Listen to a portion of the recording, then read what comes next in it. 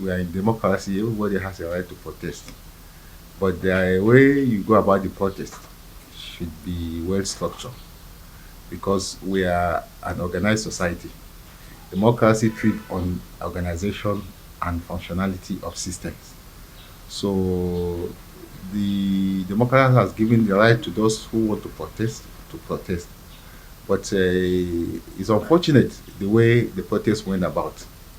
I wasn't happy with the way the protest went about because you cannot call out people for protest without having a specific leader or structure or an organization that will guide them on what to do and what not to do. It's like a sheep without shepherd.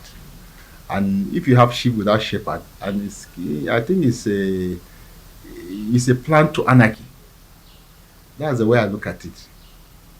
Yeah, people are hungry, things are hard, things are bad, and people have to bring out their frustration or their concern about things, and government have to listen to see what they can do to ameliorate the problem of the masses in terms of the living condition and so many other things that the government. But like we said, dialogue is always the way forward, and we have with experience of the NSAS, we the masses that are supposed to benefit from whatever protest or whatever is the outcome of protest that the government will now uh, want to give to the society, I mean to the people. You look at the NSAS issue, like the transportation aspect in Lagos, the BRT was what is meant for the masses. But all those structures, the bus stop, the buses were destroyed. As we are talking today, 3, 4 years along the line, those buses are not there.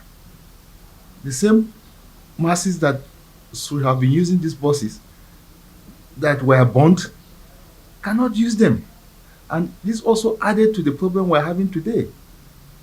So many infrastructures were destroyed at that time, which will have lessened the hardship that we are facing today. But people are not looking back at those ones. They are looking at the spur of the moment.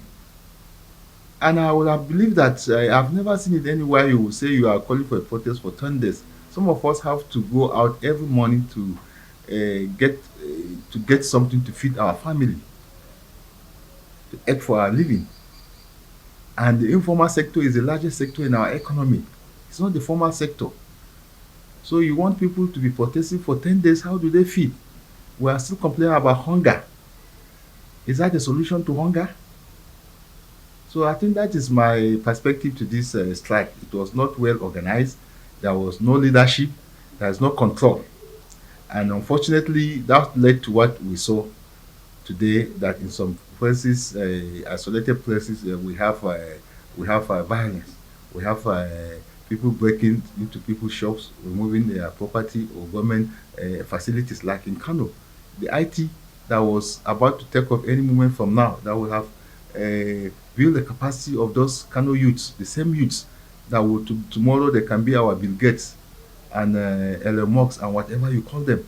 They have been destroyed. So is that the protest? I don't think it's protest. Yeah, the president has come out for his even coming out to speak. He has at least listened to the people. He has listened to them. That is his purpose of coming out. Issue of saying whether the speech is right or is not right, to me, is not the issue. He has listened to you. He has come out to say, yes, I've listened to what you have said. Come out, let's dialogue. Let's look at this together. Let us look at the all this policy and then see what can be done to it. And he has given his source to score what government has been doing, what they are trying to do. So I think these so-called organizers will have formed a formidable team that will meet the presidency and sit down and agree.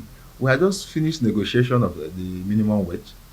If you look at it at the beginning, 750,000 naira, we ended up at 70. It's all to the benefit of negotiation and dialogue. We have achieved something has been achieved in that regard.